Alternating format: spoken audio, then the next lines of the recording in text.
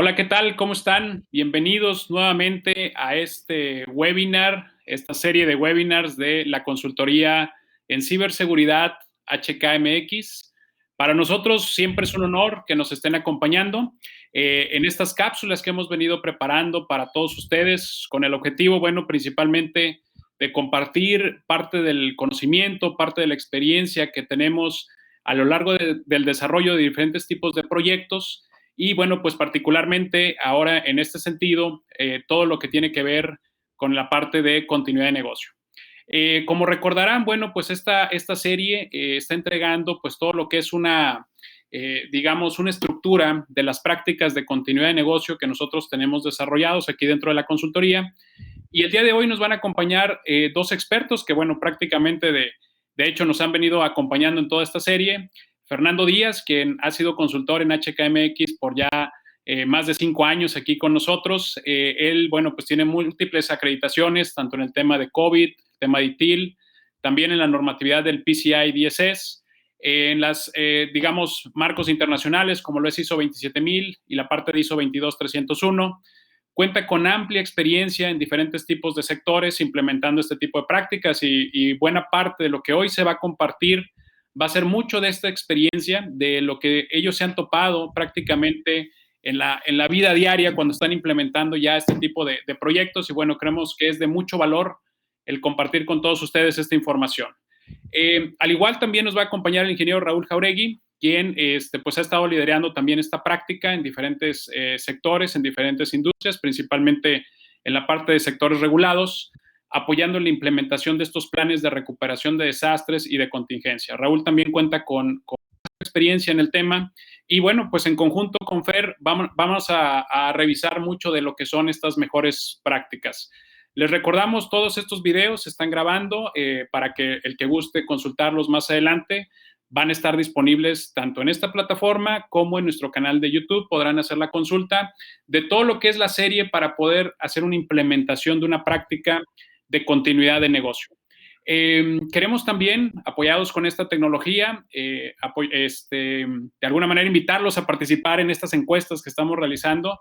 Nos va a dar mucha retroalimentación, queremos compartirlas al final de esta sesión, compartir cuáles son los resultados. Y son 3 preguntas muy, muy sencillas las que queremos hacerles. Primeramente, queremos saber, por ejemplo, si cuentan con algún plan documentado de recuperación ante desastres, si ya tienen dentro de sus organizaciones algún plan de DRP que hayan tenido oportunidad de documentar. La segunda pregunta va muy ligada también y justo va a ser parte de lo que vamos a trabajar el día de hoy con este webinar, es con qué frecuencia estamos probando este plan de recuperación de desastres. Digo, al final del día es muy, muy importante estar haciendo este músculo, estar haciendo este ejercicio para que el día que se llegue a requerir la parte de ejecutar un plan de recuperación de desastres, bueno, pues de alguna manera ya la organización esté preparada en ese sentido, ¿no? Y bueno, pues aquí también nos gustaría saber con qué frecuencia hacen este tipo de pruebas o simulacros.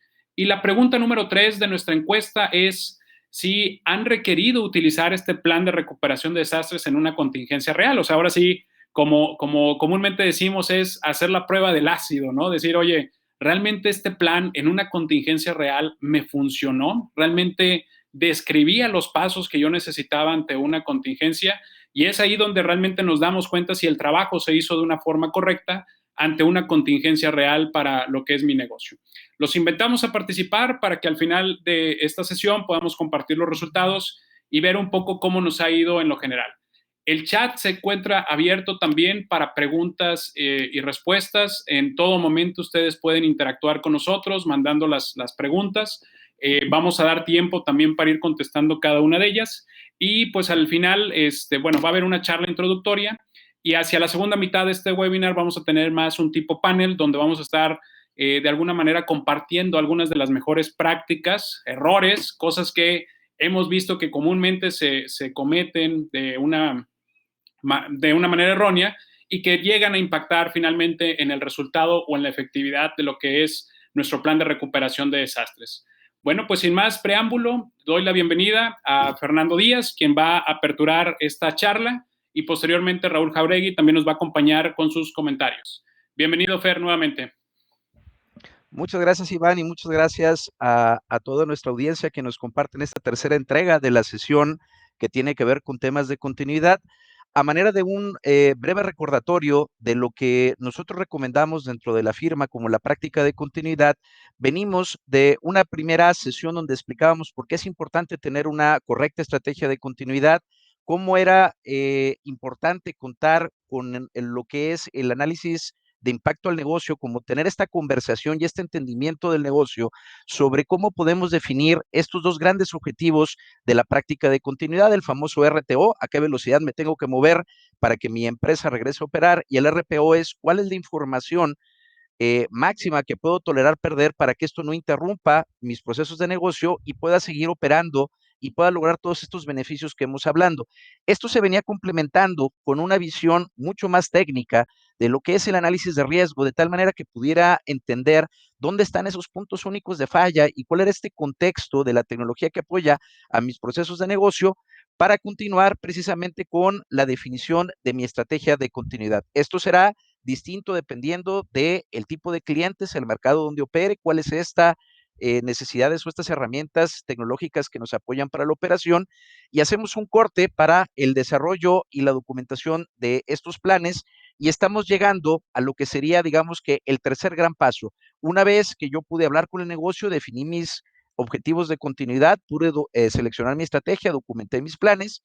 Ahora llega el momento de validar si todo este trabajo realmente lo tenemos con la madurez necesaria para que podamos garantizar que todo este trabajo que se viene haciendo en definición y realizado efectivamente nos va a servir y se alinea a las necesidades del negocio. Continuando con estas definiciones, el objetivo de esta entrega o esta plática es precisamente compartir las experiencias que tiene la firma y las mejores recomendaciones en la definición de un programa profesional de pruebas y simulacros, así como las principales recomendaciones de cómo debe quedar esto documentado, de tal manera que podamos garantizar o demostrar los resultados del programa, así como el cumplimiento en mercados regulados. ¿Qué es lo que va a incluir esta práctica o qué es lo que nos gustaría que se llevaran al final de la sesión? Obviamente, el entender en qué consiste la elaboración de un programa profesional de pruebas. Hablaremos también de cuáles son estos puntos clave que debe de incluir nuestro reporte de pruebas, de tal manera que podamos dejar un registro bien construido, que tenga la calidad de información y que soporte el análisis de una auditoría interna o que pueda presentarse ante autoridades si es que estamos operando en mercados regulados. Veremos también algunas de lo que llamamos historias de terror, cosas que nos ha enseñado la práctica que si bien podemos tener una ejecución muy profesional y un seguimiento de todo nuestro programa, debemos de tomar en cuenta para que no vayamos a tirar el balón antes de llegar a la meta y nos ahorremos algunas frustraciones y errores embarazosos que pudiéramos tener, y algunas mejores prácticas que recomendaríamos que se llevaran para que pudieran implementarlas donde viera necesario en su programa de pruebas. Lo que nos gustaría que se llevaran al final de esta sesión o de esta plática es que tuvieran la capacidad de contestar las preguntas, decir, bueno, si ya tengo la definición de la estrategia, ¿por qué voy a invertir todavía tiempo y recursos en hacer estas pruebas de continuidad? ¿Qué pasos debo seguir para garantizar este éxito durante mi plan de las pruebas? Vamos a entender que hay una necesidad de llevar un script, una secuencia para que esto pueda avanzar de manera correcta. ¿Qué debo evitar hacer o de qué debo cuidar en mi equipo para que estas pruebas realmente puedan llegar a los objetivos que estamos buscando? Así como algunas buenas prácticas dentro de nuestra ejecución. Y finalmente, ¿cuál es esta evidencia que recomendamos encarecidamente que lleven registro o lo guarden para no tener que regresar a platicar y para no volver más complicado y podernos llevar todo lo que ocupamos de este ejercicio? Ahora, entrando a la materia de la presentación, ¿por qué necesito este plan de pruebas? Continuando con la práctica, lo que nos debe quedar claro es que toda esta práctica de continuidad la iniciamos con el objetivo de preparar a nuestra organización para poder continuar o mantener sus operaciones de negocio ante diferentes escenarios, desde desastres naturales, como pudieran ser estas lluvias, estos terremotos, estos incendios, hasta fallas en nuestras cadenas de suministro, donde de repente tenemos interrupciones por cierres de fronteras, por accidentes ferroviarios o cierre de las vías, estos mismos cierres de las fronteras que hemos tenido con el COVID, continuando a escenarios que tienen que ver con temas más de actividades que caen dentro de la esfera de errores humanos o errores en nuestros proveedores de servicio cuando vemos servicios importantes de telecomunicaciones interrumpidos, falta de energía eléctrica, problemas con las instalaciones que tenemos en nuestros centros de operación primarios y secundarios, los servicios que tienen que ver de bases de datos, fallas en nuestros sistemas informáticos, sean por ataques en seguridad de información, como pudiera ser el secuestro, problemas con nuestros respaldos o sencillamente la misma falta o condicionamiento de personal crítico. La idea del plan y de tener atención a estos escenarios es que podamos garantizarle al negocio a qué nos comprometemos cuando algo falla.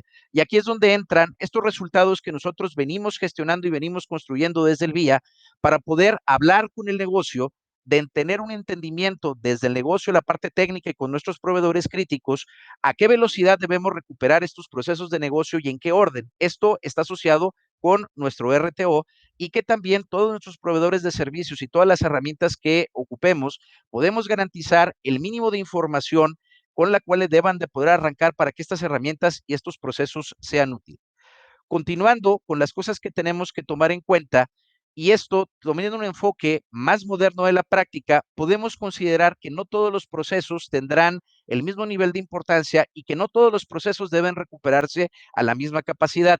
Este tercer factor no solo nos va a ayudar a que la estrategia pueda ser más fácil de implementación, sino nos puede ayudar a que los mismos recursos con los que podemos contar, recordemos que en un escenario real, no todas las personas que ocupemos van a poder llegar a trabajar, no vamos a tener necesariamente toda la capacidad instalada disponible y este fraccionamiento de las capacidades nos va a poder permitir poder establecer una colección mayor de procesos de negocio o de servicios que pudiéramos restablecer como parte de nuestro programa. Continuando con lo que lograríamos de tener esta estrategia, nuestro programa de pruebas estaría buscando establecer cuáles son estos tipos de escenario a los cuales queremos tener preparado a la organización y aquí es donde obtenemos la ventaja de poder tener un programa de pruebas y simulacros de tal manera que cuando el evento real se presente, toda la gente que estuvo involucrada en la definición, todo el equipo que participó para establecer el paso a paso, qué cosas teníamos que hacer, en qué orden, con qué elementos lo íbamos a hacer, sepa quién va a participar y en qué orden deben de actuar. La ventaja que tenemos de tener un programa profesional de continuidad de negocio es que vamos a acabar con una colección de estrategias, permíteme llamarlo esto como un libro de jugadas, que nos va a permitir proteger a la organización una colección de escenarios de desastre o de escenarios donde pudiéramos dejar de operar, de tal manera que un conjunto pequeño, bien documentado, bien practicado, bien aprovisionado de estrategias, va a poder hacer que la organización esté preparada para atender de una manera eficiente, coordinada y sistemática una gran cantidad de escenarios de recuperación. Como hemos venido platicando en la práctica, el programa tendría que incluir escenarios de continuidad de negocio donde estamos buscando proteger a personal para que, además de salvaguardar su integridad, pueda regresar a operar de manera rápida y eficiente, así como la tecnología. ¿Qué ventajas voy a tener de que este problema y estas pruebas realmente me garanticen que el programa llegará a los objetivos que definimos?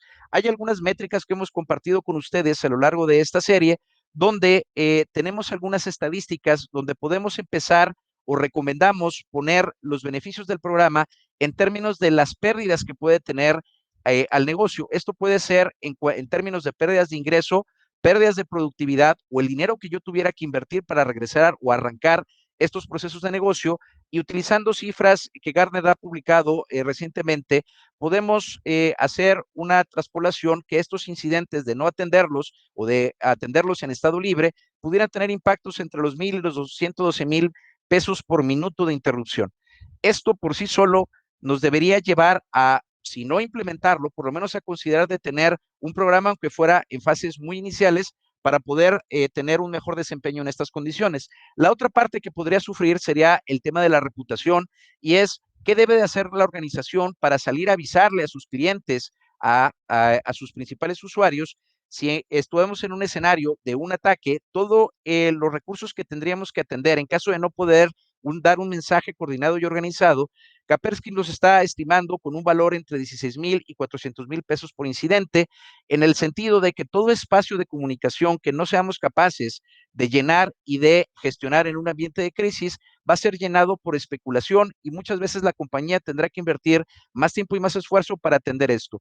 Estos son escenarios que que recomendamos incorporar al programa de pruebas. Ahora, ¿qué es importante considerar en el diseño de un programa de pruebas profesional o cómo lo podría comunicar a el negocio?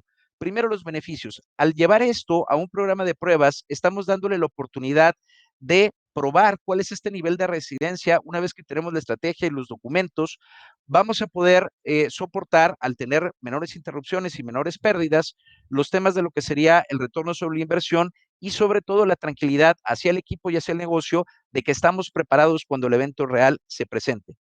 Desventajas, porque en la vida real todas lo tienen. Obviamente estaremos trabajando con escenarios simulados. Nos prepararemos para que el escenario, la situación, sea lo más cercana a lo que el equipo viviría en un escenario real, pero tendremos limitaciones como más adelante las explicará Raúl en el tipo de pruebas y las implicaciones que esto tiene. Obviamente tenemos que capacitar al personal porque por muy bien que hayamos hecho la definición de estrategia y la documentación, si las personas no mantienen los documentos y no conocen los documentos, el desempeño en un evento real tiende a sufrir y finalmente tenemos que dedicarle tiempo y recursos al negocio.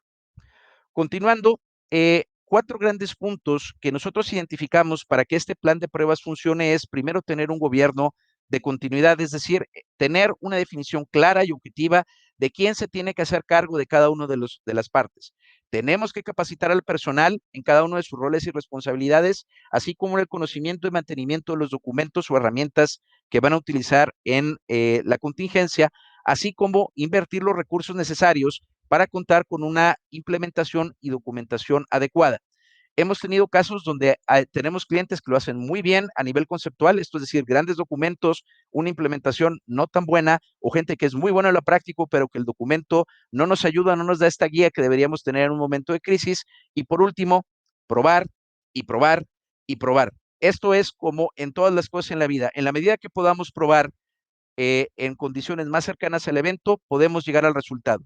La ventaja de tener o incorporar la parte de pruebas a nuestro programa de continuidad es que, como en muchos deportes, haremos o tendremos un libro de jugadas que nos permitirá demostrar o nos permitirá preparar a la empresa de tal manera que la gente sabrá qué hacer, cuándo hacerlo y cómo hacerlo antes de que el evento suceda.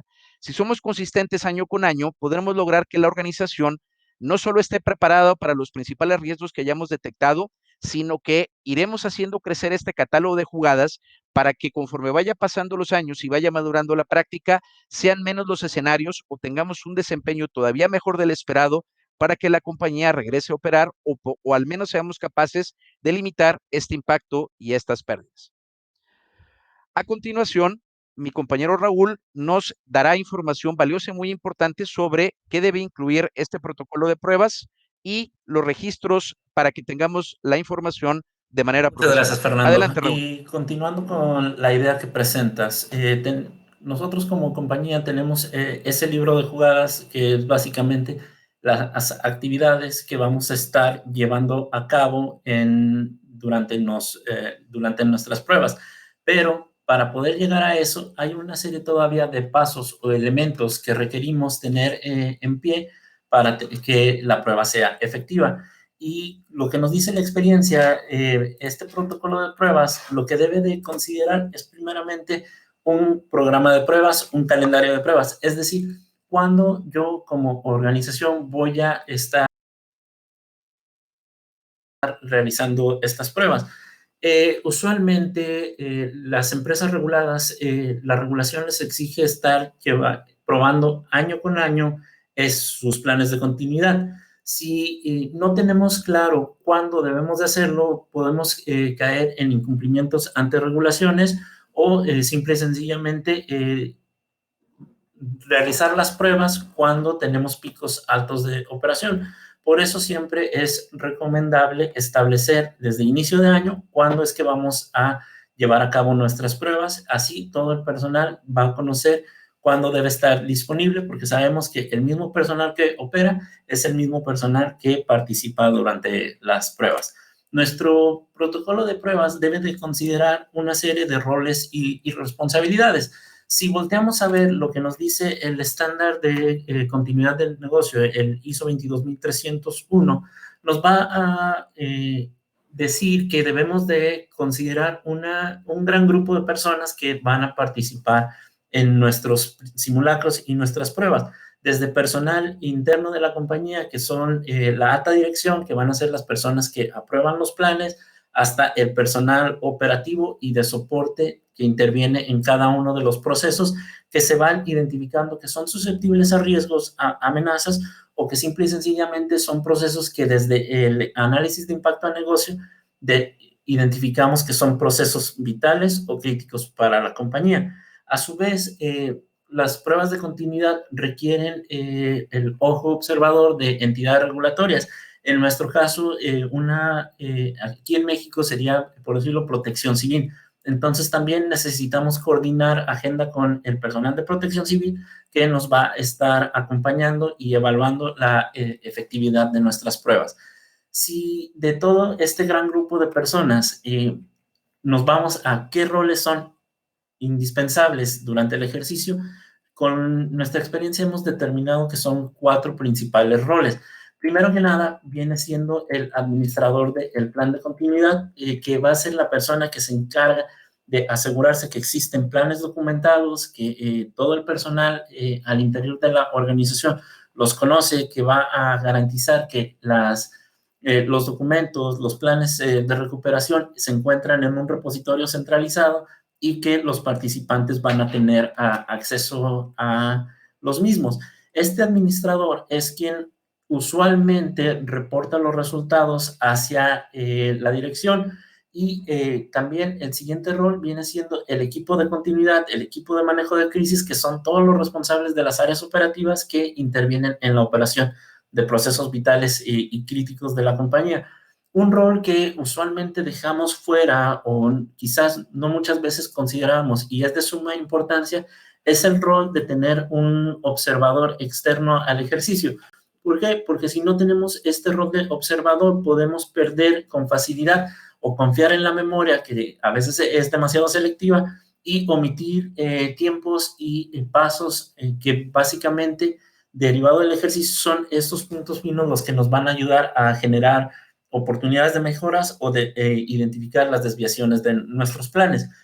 Por último, tenemos a la dirección general, que básicamente este rol pues, es a quien le entregamos los resultados y el responsable de asignar tanto los recursos técnicos, financieros y humanos para garantizar que nuestro protocolo de pruebas va a ser eficaz.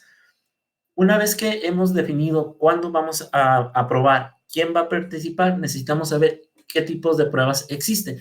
Y para esto, las pruebas que normalmente vemos en este tipo de ejercicios son del tipo de pruebas de escritorio, que básicamente son pruebas que están diseñadas o su propósito es el que el equipo de continuidad o el equipo de manejo de crisis revise que toda la documentación está completa, está actualizada y es efectiva. Este es el propósito principal de este tipo de pruebas. Después vienen las pruebas de campo, que las pruebas de campo van a ser ya la ejecución de lo que pusimos en papel, de lo que revisamos en nuestras pruebas de escritorio, lo llevemos a producción o a la vida real, y con estas pruebas vamos a determinar si nuestros planes son efectivos y eficaces. Una vez que identificamos si vamos a hacer pruebas de escritorio o de campo, necesitamos saber qué elementos vamos a integrar o evaluar en el ejercicio. Nuestro plan de continuidad lo podemos, como bien dices, dividir en libros de jugadas. Entonces, a lo mejor un día decidimos probar nuestros protocolos de activación de los planes, nuestros protocolos de comunicación, nuestros planes específicos. Por esto es la prueba modular, que básicamente son pruebas que nos permiten seleccionar jugadas y probarlas de ese libro maestro. Después, las pruebas integrales son las pruebas que ya involucran a todo el equipo, a todos los roles y que prueban la efectividad del 100% de nuestros planes.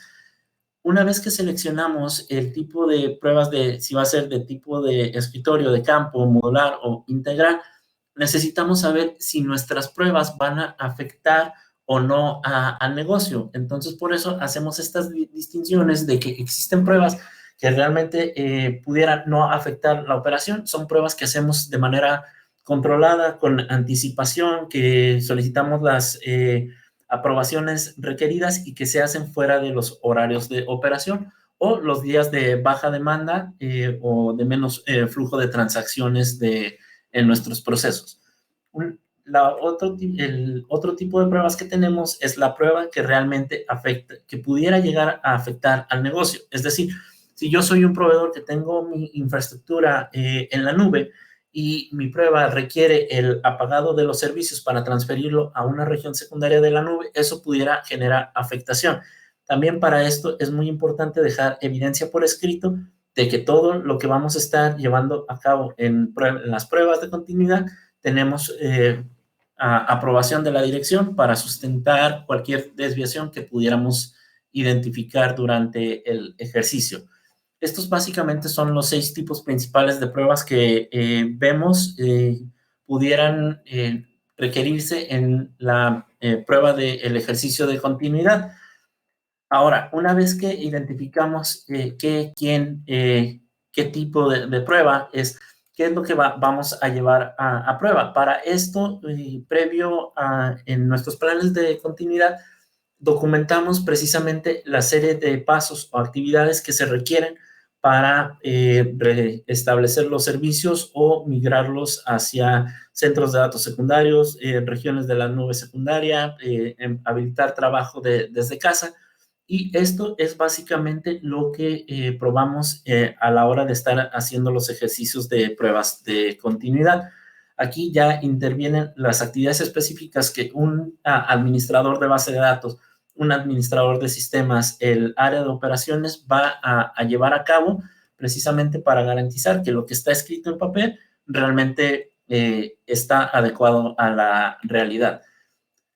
Una vez que identificamos precisamente qué serie de actividades vamos a estar probando, necesitamos tener un documento que sustente estas actividades. La estructura general, como lo platicábamos en eventos anteriores, básicamente es un documento que consta de 10 pasos o fases principales, que va desde la definición del objetivo del ejercicio, el alcance de la prueba, es decir, hasta dónde vamos a llegar, cuáles son las definiciones que todo el equipo de continuidad debe de conocer para evitar malas interpretaciones, cuáles son los requerimientos mínimos necesarios que necesitamos previo a la ejecución de nuestras pruebas, los procedimientos a detalles que el personal va a estar ejecutando, y básicamente esto nos va a dar una secuencia de actividades y un procedimiento general de prueba para poder generar la documentación que necesitamos desarrollar.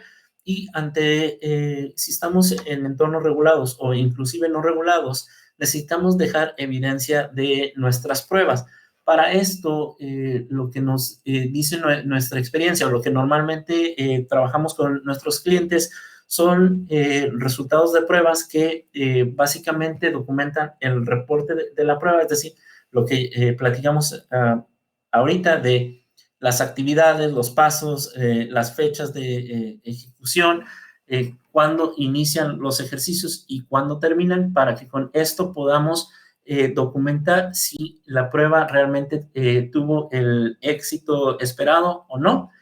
Identificar en la documentación cuáles van a ser aquellas acciones o lecciones aprendidas del ejercicio y que nos permitan documentar las oportunidades de mejora y nuestros planes de remediación para cubrir los tiempos requeridos por la autoridad o por las expectativas del negocio.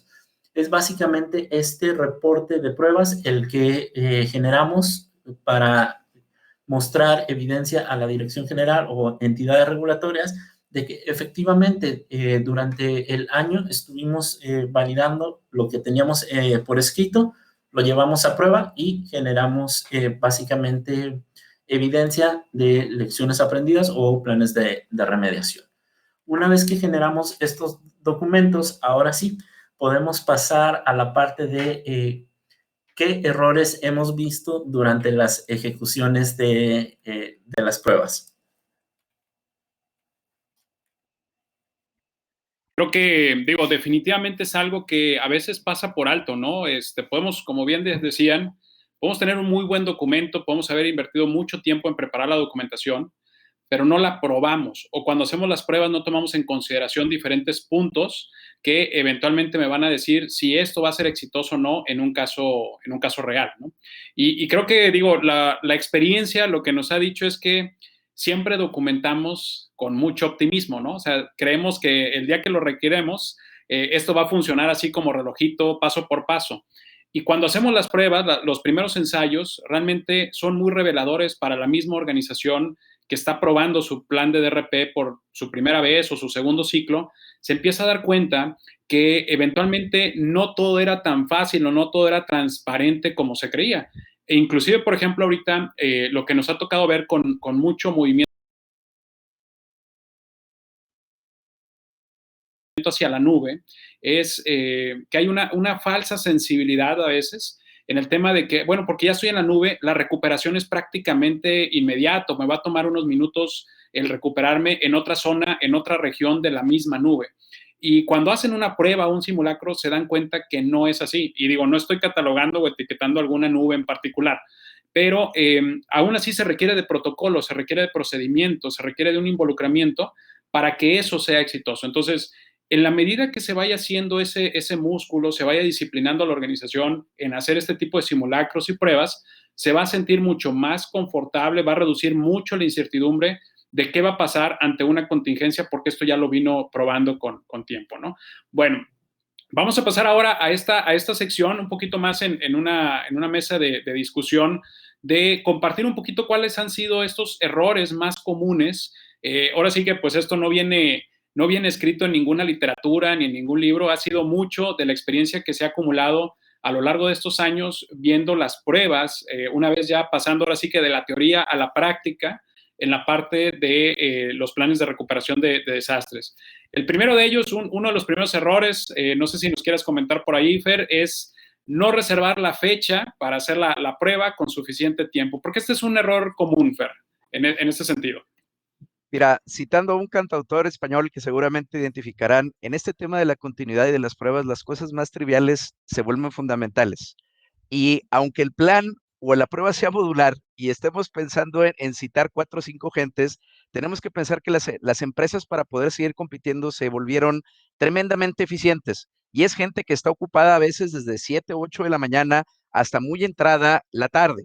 Cuando queremos encontrar un espacio, agenda común, que estén concentrados, que no lo estén interrumpiendo para que nos pongan atención y estén donde deben estar en la prueba y tengamos un resultado adecuado, nos vamos a dar cuenta que la dificultad se va a incrementar de manera muy sensible conforme vaya creciendo el número. En una prueba ya, vamos a decir, integral o de una organización entre media y grande, no es raro tener que compartir o compaginar 15 o 20 agendas. Aquí la recomendación es hagan esto por lo menos con un mes de anticipación, no menos de 2 semanas, porque sobre lo que les hayan dicho y las confirmaciones que reciban, van a venir cambios y cancelaciones.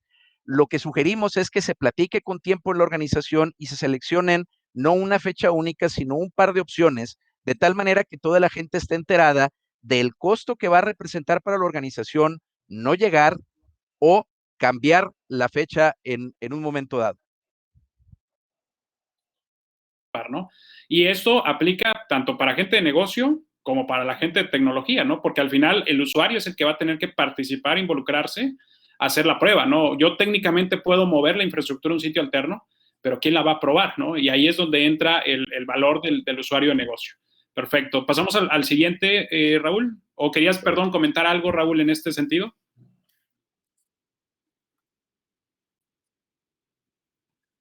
Nada más, y aquí agregándolo a lo que comentan, por eso es muy importante desde el inicio de año generar ese calendario de pruebas, de que nos lo apruebe la dirección porque ya está consciente de cuántos recursos vamos a invertir, o inclusive si somos una compañía que tenemos tiempos de tolerancia cortos a la interrupción de los servicios, muchas veces lo que nos dice la experiencia es que este tipo de pruebas se agendan durante fines de semana, precisamente para evitar esa afectación hacia el negocio.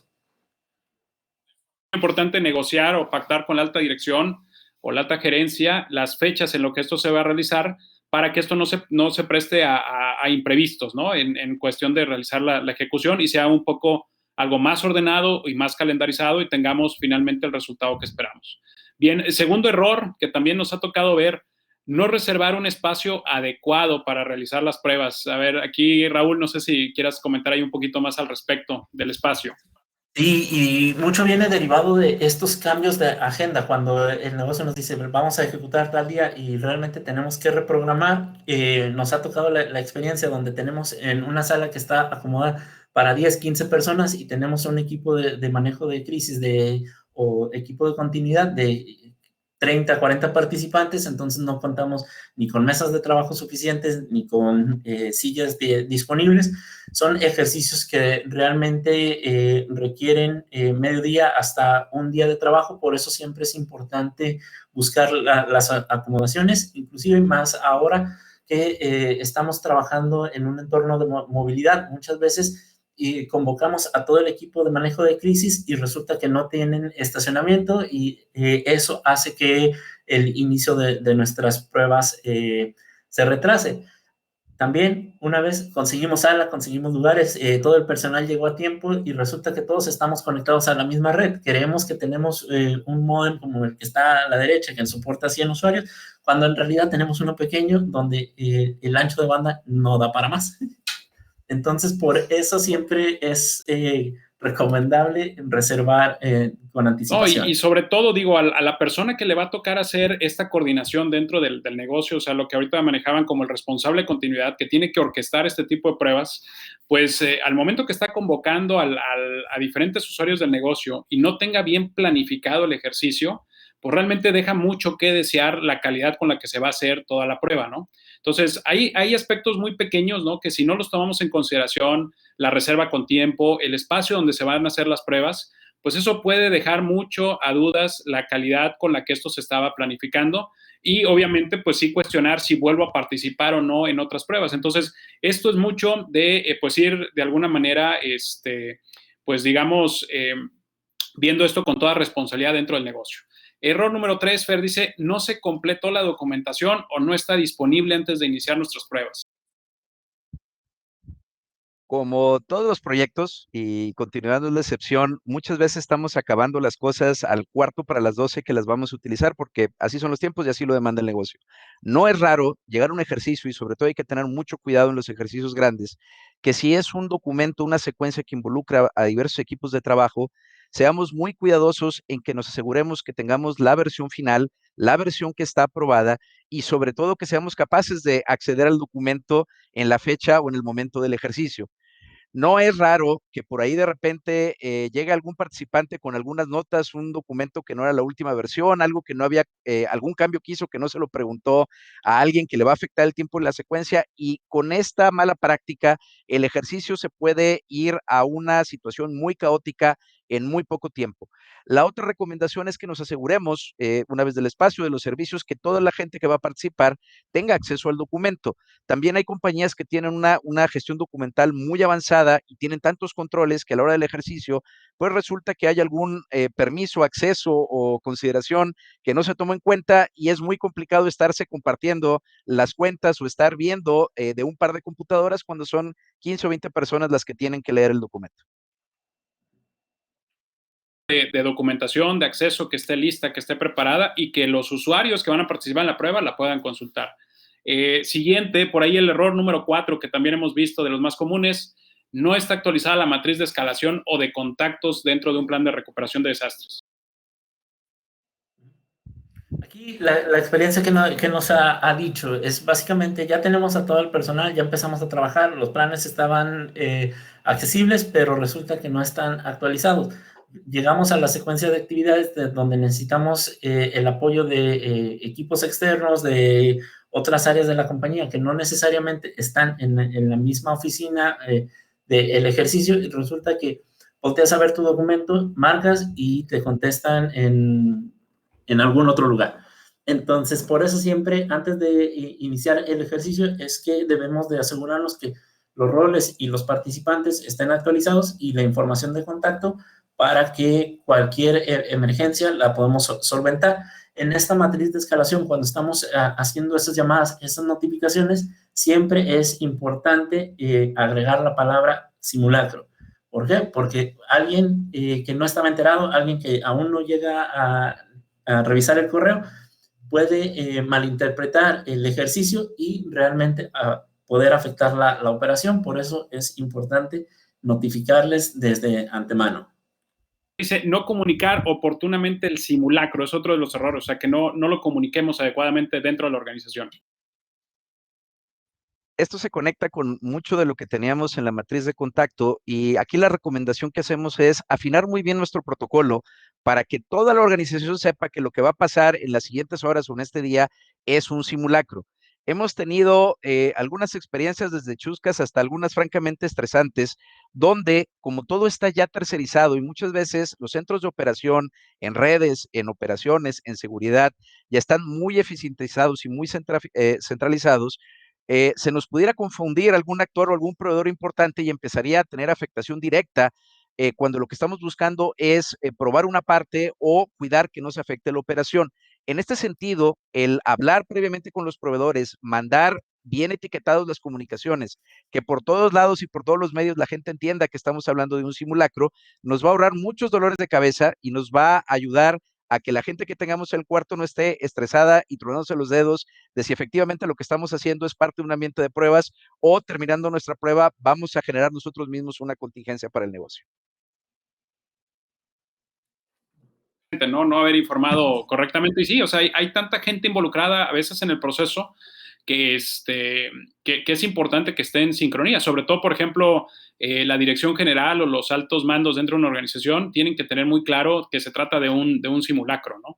Sobre todo por si llegara a haber alguna notificación o algo con autoridades, ¿no? A consecuencia de este ejercicio. Entonces, la comunicación, planificación, nuevamente va a ser un tema súper importante. Dice, no respetar la secuencia y o no generar los avisos. ¿A qué se refieren con esto, Raúl? ¿Qué es esto de no respetar? Precisamente lo que comentabas, es muy importante respetar lo que ya está documentado. Muchas veces estamos trabajando, estamos esperando que toque nuestro turno dentro del plan de continuidad de hacer una acción específica y por no prestar atención de lo que está ocurriendo en el ejercicio, no estar revisando los avisos que recibimos en notificaciones por correo, por teléfono, por mensajes y nos distraemos o ponemos foco a otras actividades, retrasamos las pruebas. Entonces, por eso es muy importante también que cuando generemos los avisos, siempre incluir la palabra simulacros para evitar cualquier afectación al negocio. Ok, perfecto. O brincarnos pasos del procedimiento, ¿no? También y querer agilizar la prueba haciendo una omisión de los pasos o la secuencia que deba llegar. Perfecto. Vamos al número 7.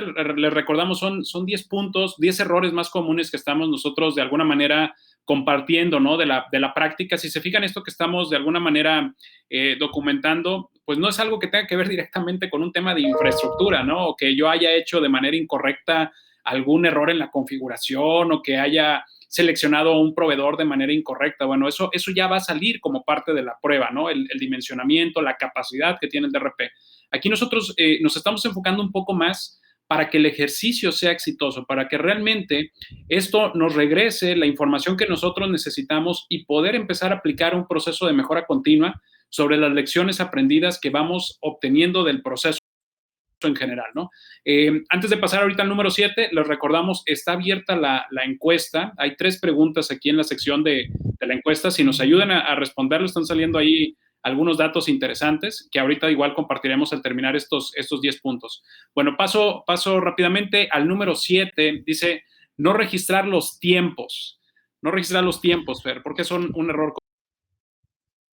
Recuerden que toda la práctica viene de platicar con el negocio para definir nuestros objetivos de continuidad y uno de los más importantes, si no es el más importante, es a qué velocidad tengo que regresar a operar. Si el simulacro no tiene documentados los tiempos y tenemos bien cronometrado dónde me voy a tardar más o menos, y por eso la secuencia y por eso el documento, es muy fácil que nos perdamos o tengamos que regresar o tengamos que hacer cosas que no se hicieron. Desde el punto de vista del ejercicio, esto es un punto que se obvia mucho y por eso es importante la figura del observador, Parece trivial, pero llevarle la cuenta a un grupo de 10, 15, 20 gentes y estar llevando de manera puntual en qué tiempo están haciendo las cosas no es tan sencillo. Sobre todo si esto empieza a agarrar una cierta velocidad, hay que estar atentos a llamadas, a correos, a cosas que están pasando dentro, fuera del cuarto y entre llamadas. Por eso la recomendación de que haya un observador y que podamos ir registrando para que la calidad de las evidencias podamos tenerla sustentada en el tiempo, y esto nos permite en un ejercicio de auditoría interna o contra una autoridad poder demostrar que nuestra secuencia de estrategia está cumpliendo este objetivo de continuidad, el famoso RTO. Ese objetivo, ¿no? O sea, que realmente el plan que tenemos documentado, cuando lo probemos, pues realmente vaya en sintonía con los RTOs, RPOs que la organización está esperando. Entonces, es bien importante, como mencionas, estos ejercicios cronometrados, ¿no? A partir de que yo detono la contingencia y digo, ¿sabes qué? Estoy iniciando el simulacro, desde ahí empieza a correr reloj y ahora sí, todos los tiempos que de ahí se deriven. Y esto lleva mucho aprendizaje, ¿no? Sobre todo en los temas a veces tanto logísticos, como decir, bueno, el tiempo que me va a tomar, por ejemplo, a mí habilitar a los usuarios finales para que se conecten al DRP, si necesitan alguna configuración en especial. En la parte tecnológica, por ejemplo, nos ha pasado mucho, digo, ahorita a lo mejor ha cambiado un poco con toda la parte que es de replicación o en la nube, pero hay empresas que, por ejemplo, todavía se siguen restaurando a partir de cintas, ¿no? Dice, bueno, pues voy a montar la cinta en el sitio secundario, a ver cuánto tiempo te toma, ¿no? Desde que la extraes, la preparas, la montas, extraes, todo eso empieza a ser un tiempo bien interesante que suma y empieza a ver datos muy reveladores cuando dices, oye, yo me había comprometido con el negocio a recuperarlo en 24 horas, pero ya cuando hice el simulacro me terminé tardando 72 horas. Y como dices, Fer, ¿dónde estuvo ese quiebre? ¿Dónde estuvo en esos tiempos donde me tardé más y es donde tengo que retroalimentar a la parte del plan? Adelante con el error número 8, dice no designar a un observador y registrar los tiempos. Creo que esto va en línea con lo que comentaba Fer, ¿no? Es correcto, y precisamente cuando estamos envueltos en las actividades vamos a perder tiempo y en específico si no estamos documentando al momento, nuestra memoria va a ser selectiva, entonces va a seleccionar las partes que recordemos fueron bien de las pruebas. Por eso, y para evitar ambigüedades, para evitar roles y fricciones entre los mismos equipos, es que debemos de asignar el rol de observador a una entidad externa. Como lo mencionamos al principio, pues en México está la parte de protección civil, adicionalmente entidades externas a la compañía, como pueden ser nuestros personal de proveedores críticos del negocio, que nos van a ayudar a documentar precisamente qué va bien y qué va mal durante el ejercicio. Ojos que no estén de alguna manera pues viciados o con esa famosa ceguera de taller, ¿no? Donde eventualmente pues sí tengamos esos ojos frescos para poder de alguna manera cuestionar la parte de ejecución del plan. Creo que nos va a ayudar mucho también en el tema de retroalimentación, ¿no? Adelante, Raúl, ahorita también está llegando por ahí una pregunta en el chat. Bienvenidas ahí lo que quieran ustedes preguntar aquí a los expertos, adelante a través del chat y ahorita hacemos estas respuestas. Dice, no comunicar previamente el modelo de evaluación, y creo que eso va muy conectado a lo que ahorita nos preguntan por aquí. Oye, ¿se debería acordar algún criterio de aceptación de la prueba? ¿Cómo se define cuando una prueba es exitosa o no? Y creo que va muy ligado con este error que es de los más comunes. Adelante, Fer. No hay nada más peligroso en esta parte del ejercicio que tener un equipo que piensa, como dicen ahora, que la están rompiendo, para al final de todo el esfuerzo y de todo el tiempo decirles que lo hicieron espectacularmente mal.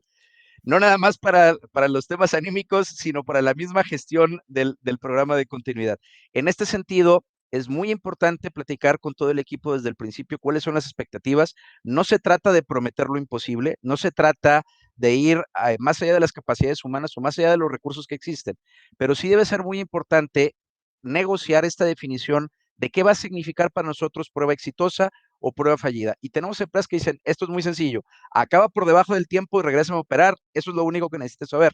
Hay compañías que por su cultura o su conformación son más los requisitos que ocupan para declarar una prueba exitosa, como que exista un buen reporte o que exista cierto tipo de evidencia documentada o que haya un cierto formato o una evaluación previamente acordada de manera formal, de tal manera que podamos llegar a un tipo de score o algún tipo de evaluación cuantitativa o cualitativa que se pueda registrar.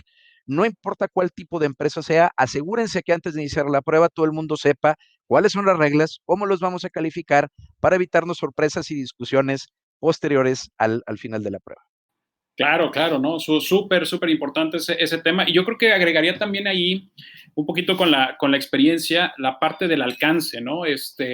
Que tengamos muy claro cuál va a ser lo que queremos probar, ¿no? Y nuevamente, esto es ir ejercitándonos, ir haciendo músculo. Tampoco podemos ser muy agresivos en nuestras primeras pruebas, ¿no? Que queramos probar todo el escenario completo, apaga el data center primario, vámonos a operar el secundario una semana y regresamos. Puede ser eso, como decía Fer, muy frustrante, ¿no? Que pongamos al equipo en una primera prueba a hacer ese tipo de validaciones. Entonces, si yo desde un principio tengo claro, oye, esta prueba tiene como alcance validar, por ejemplo, conectividad, telecomunicaciones, tiempo de recuperación, funcionalidad de los usuarios en este módulo del sistema, yo creo que eso nos va a dejar muy tranquilos para saber si la prueba fue o no exitosa al alcance que definimos, ¿no? Y eso nos va a dar esa retroalimentación que nosotros tengamos que dar hacia la parte de los planes, ¿no? Perfecto.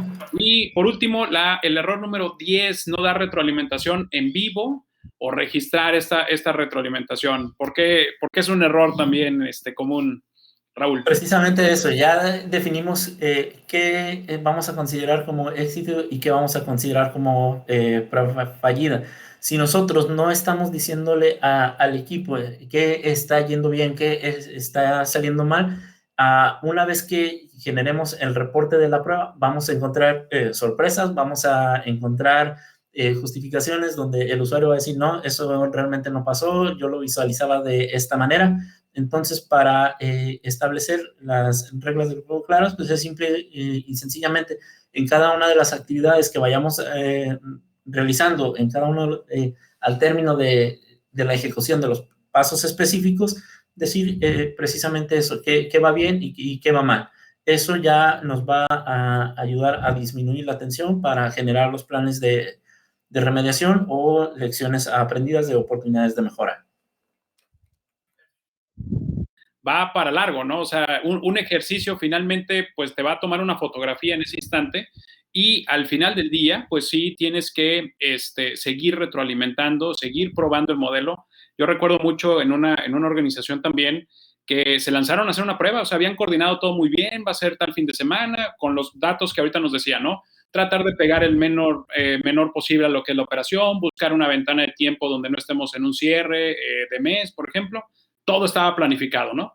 Entonces, empiezan a hacer la prueba, llegan los usuarios, se conectan y resulta que toda la funcionalidad del sistema, en ese caso recuerdo que era con SAP, era totalmente distinta a la que tenían del ambiente de producción. Entonces, lo que había pasado es que no se había tomado la precaución de las actualizaciones que se habían hecho en el productivo, no las habían hecho en el sitio secundario, en el sitio alterno. Entonces, cuando levantan, hacen la prueba, resulta que el sistema estaba completamente desactualizado en cómo lo venía operando ya los usuarios. Quizá la información sí estaba cargando, pero ya nada tenía que ver con el look and feel con que el usuario estaba viendo en producción. Tenía, yo creo que 1 o 2 años casi de desfase, porque no se había tomado la precaución de hacer esa actualización. Entonces, es bien importante este tema de la sincronía entre pues, las diferentes pruebas que vamos a ir realizando.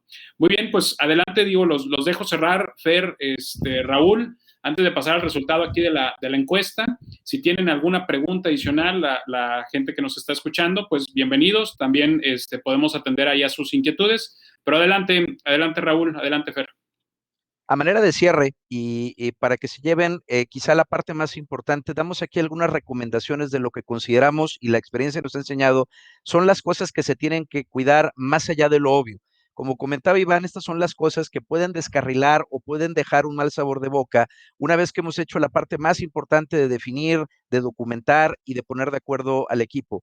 El que reservemos con tiempo la agenda, las instalaciones, el asegurar que toda la gente entienda a qué va a ir y qué es lo que se espera de ellos, confirmen y vuelvan a confirmar y por correo y por teléfono y por mensaje y por señales de humo si se dejan, porque van a lidiar con la realidad y alguien puede faltar y eso puede echar a perder el ejercicio y sobre todo generar evidencia sólida. Un registro de asistencia es de las mejores cosas que pueden obtener. Una vez que generamos ese registro de asistencias que validamos, la recomendación es siempre verificar que los documentos que vamos a aprobar están actualizados, asegurar que todos los participantes van a tener acceso a estos documentos, asegurar que existe un rol de observador que va a estar dando su opinión y su evaluación de cómo está fluyendo el ejercicio, presentar la información del resultado lo antes posible a los participantes y al comité que aprueba el ejercicio, y comunicar todo esto por escrito para dejar evidencia documental ante posibles auditorías internas o requerimientos regulatorios. Y en conclusión, lo que vemos es crítico contar con un protocolo de pruebas que nos permita evaluar la efectividad de nuestro plan de continuidad. Debemos de generar escenarios relevantes para las pruebas, listar las pruebas para evitar que errores comúnmente pasan, como ya lo venimos platicando, y generar un reporte para atender requerimientos regulatorios. Para cerrar aquí, y la última entrega de lo que sería la serie de continuidad, la próxima vez será la cuarta entrega, estaremos hablando de el mantenimiento que debe de tener un programa una vez que pasó por estas primeras 3 fases. Ya estaremos tocando temas muy importantes para aquellas entidades que estén buscando un nivel de exigencia o de práctica mucho más profesional o sistematizado, que estaríamos compartiendo elementos que tienen que ver con un proceso de certificación en la práctica de continuidad de negocio, alineado a las mejores prácticas internacionales de 22.301. La fecha en que nos volveremos a ver para tratar este tema quedó definida como el jueves 22 de julio y esperamos contar con su asistencia.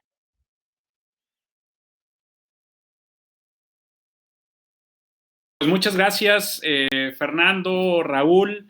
Y bueno, antes de cerrar, digo, ya para pasar, todavía nos llega por aquí una última pregunta por parte de José Pedraza. Dice, ¿en qué condiciones se recomienda cancelar un simulacro? O sea, ya tengo ahora sí que todo listo, ya está todo preparado y resulta que lo tengo que cancelar. O sea, ¿qué llevaría a abortar esa misión de prueba? No sé qué nos puedan comentar por ahí. De hecho, no sé si tengas por ahí, Raúl, el tema, nosotros le llamamos el factor X. Como todo en la vida, las pruebas también pueden fallar. Lo primero que hay que tomar en cuenta es si tenemos alguna condición que ponga en riesgo la integridad de la gente o haga el espacio completamente inaccesible o incómodo. Recuerdo el caso de un cliente que hizo toda la convocatoria, todo bien. El problema fue que pensando en Monterrey, verano, 40 grados afuera, una sala con 35, 40 gentes y falló el aire acondicionado. A veces es necesario ceder porque honestamente la gente no va a estar poniendo atención o cuando definitivamente tenemos una falla masiva en tecnología. Raúl tiene un par de ejemplos que me gustaría que compartieran este aspecto, que también les van a dar mucha luz de cuándo hay que tirar el pañuelo y buscar la opción de reagendar. Precisamente cuando en los comunicados no escribimos la palabra simulacro y tenemos a los proveedores críticos tratando de apagar servicios o migrar servicios que realmente afectan la operación, inmediatamente cancelamos el ejercicio y reprogramamos hasta que todo el mundo tenga un entendimiento claro de qué es un ejercicio de continuidad y no es un escenario real que está afectando la operación. También cancelamos el servicio cuando las personas no respetan la secuencia de actividades. Resulta que estamos probando el traslado del sitio de operaciones primario o secundario y resulta que en el traslado de ahí la gente se toma el break para llegar a desayunar, a comer y eso afecta los tiempos de las pruebas. Ahí definitivamente cancelamos, capacitamos al personal y sobre todo cuando la integridad del personal se ve afectado. Por eso siempre es importante en las pruebas involucrar al área de gestión de recurso humano. Correcto, pero creo, digo, atendiendo a esa pregunta, creo que es algo muy común, ¿no? Que pueda suceder.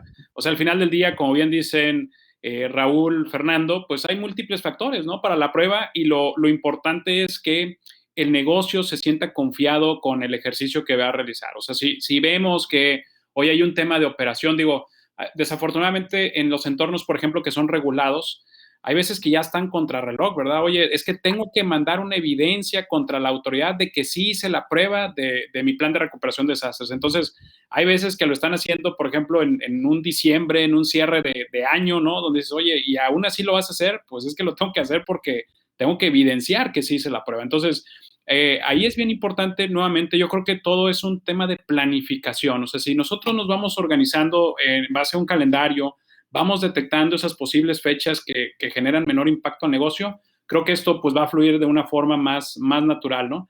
Sin embargo, el escenario, la condición de que se tenga que cancelar puede subsistir. Pues muy bien, pues les agradecemos su tiempo. Muy rápido las respuestas que tuvimos por aquí a la encuesta. ¿Cuentas con un plan documentado de recuperación ante desastres? El 63% nos dice que sí cuenta con un plan, el 36%, que considera un número bastante elevado, nos está diciendo que no tiene hoy un plan documentado de recuperación ante desastres, lo cual creo que hay un área de oportunidad bien interesante porque ahorita ya no es un tema de desastres naturales, o sea, hay un tema más lógico, un ataque cibernético que nos puede dejar completamente fuera de la operación, ¿no? Pregunta número 2, ¿con qué frecuencia pruebas tus planes de recuperación ante desastres? Hay mucho equilibrio entre mensual, semestral, anual, pero lo que me llama la atención es que un 20% dice que nunca lo ha probado el plan de recuperación de desastres, ¿no? La gran mayoría entre semestrales y anuales, creo que esa es una muy buena práctica, pero creo que sí me llama la atención ese 20% que lo tenga documentado, condiciones que se estén presentando, pero nuevamente, de nada me sirve tenerlo en papel si no lo llevo esto a la práctica y al ensayo. Y la tercera pregunta aquí en nuestra encuesta dice, ¿has requerido utilizar tu plan de recuperación de desastres en una contingencia real? Y la respuesta interesante, 70% sí han utilizado este plan. Entonces, nos va a servir, o sea, es algo que eventualmente lo que queremos es no utilizarlo, pero el día que lo requiramos y no lo tengamos, nos vamos a dar de topes fuertemente. Entonces, agradecemos nuevamente su participación. Raúl, Fernando, muchas gracias por el conocimiento que compartieron en esta sesión. Va a estar muy interesante la última entrega que van a realizar porque esto lo vamos a ver a la luz ya de mejores prácticas y de un esquema también de certificación. Los invitamos a ver y conocer también nuestros servicios a través de nuestro sitio web www.hkmexico.com, donde pueden encontrar la oferta de todos los servicios consultivos que tenemos tanto en la materia de ciberseguridad como en la parte de continuidad de negocio. Muchas gracias y hasta la próxima. Gracias.